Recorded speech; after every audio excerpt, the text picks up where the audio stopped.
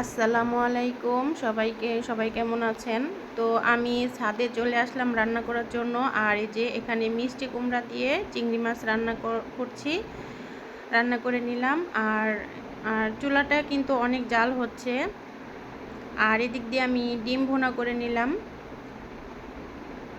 আর কয়েকদিন ধরে কিন্তু প্রচণ্ড গরম, তাই ছাদে খোলামেলা রান্না করতে ভালো লাগে, তাই ছাদেই রান্না করলাম। আর এদিক দিয়ে আমি আজকে আবার আলুর চিপস দেওয়ার জন্য এখানে আলু কেটে তারপর এটা লবণ দিয়ে সিদ্ধ করে নিলাম।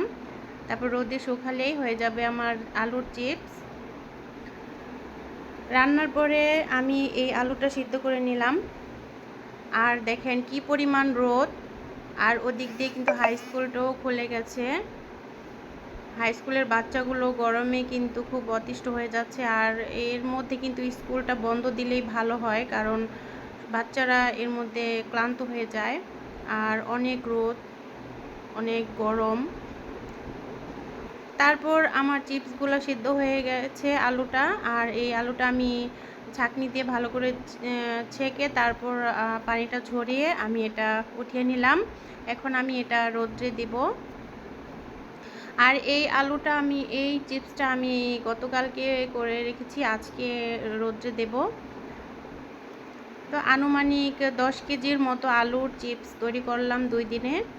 এই আলুগুলো আমি রাত্রেই কেটে রেখেছিলাম, তারপর দিনের বেলা সেদ্ধ করে আমি রোদ্রে দিয়েছি। আর যে পরিমাণ রৌদ্র ওঠে 2 রোদ্রে কিন্তু শুকিয়ে যায়। আর ছাদে তো প্রচুর তাপ, রৌদ্র। আর এই চিপসগুলো কিন্তু অল্প তেলেই ভাজা হলে খেতে ভালো লাগে, আমার বাচ্চারাও পছন্দ করে। আর এদিক দিয়ে আমার আলুটা কিন্তু আমি রোদ্রে দিয়ে দিলাম একটা সুতি ওড়না বা কাপড়ের মধ্যে, এইভাবে রোদ্রে দিলাম। তারপর এক সাইড রৌদ্র হলে আবার অন্য সাইড দিয়ে দেব। আর এদিক দিয়ে কালকের চিপসটাও কিন্তু শুকিয়ে গেছে। তো আমার ভিডিওটা কিন্তু আজ এ পর্যন্তই। সবাই ভালো থাকবেন, আল্লাহ হাফেজ। আর সবাই সবার জন্য দোয়া করবেন।